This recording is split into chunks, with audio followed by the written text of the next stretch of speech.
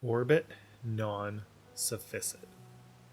That's the dictum of the Bond family crest.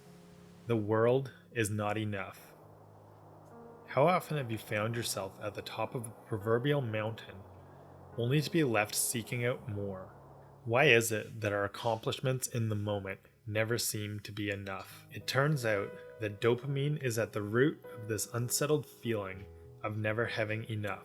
Dopamine is most commonly known as a hormone that spikes in response to reward, so we often assume it to be a feel-good hormone, but it's actually more about the anticipation of the reward than the reward itself. And research now shows that dopamine drives us to continually seek out more.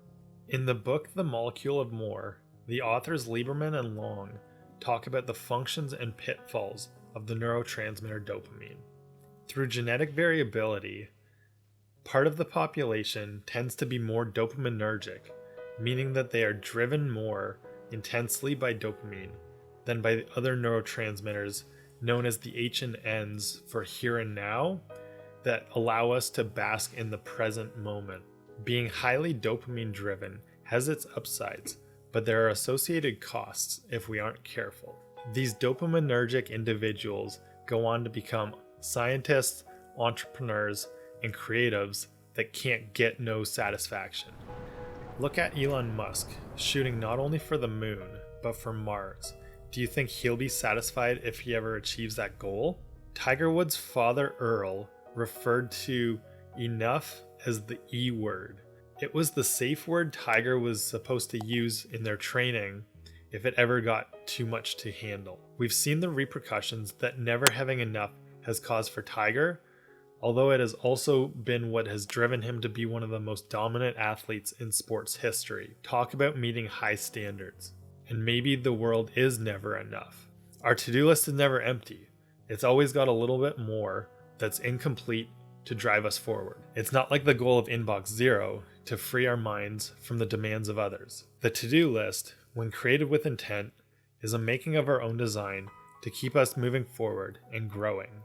You might be asking, but doesn't that just feed into the dopaminergic drive to never be satisfied?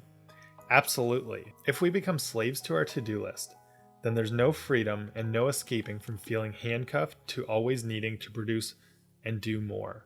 But as the authors Lieberman and Long conclude in their book, The Molecule of More, the solution is to avoid being stuck completely content in the present moment or too future focused and driven by dopamine.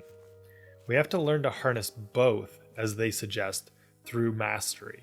As an extension, and recognizing the unique neurochemical profile shaped by it, we can become the master of dopamine and the H and N's through flow. Mastery allows us to take pleasure in our work and grow, so it does have many similar traits to the flow state, but the chemical cascade created by flow combines dopamine with many of the H and N's to immerse us fully in the present moment while still having tangible goals and objectives and also presenting just the right amount of challenge.